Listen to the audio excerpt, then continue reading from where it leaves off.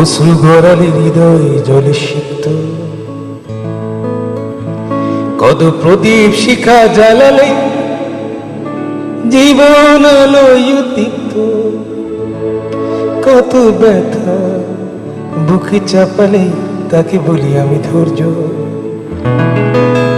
নির্মমতা কত দূর হলে জাতি হবে নির্লজ্জ। আমি চিৎকার করে কাঁদিতে চাহিয়া করিতে পারিনি চিৎকার। আমি চিৎকার করে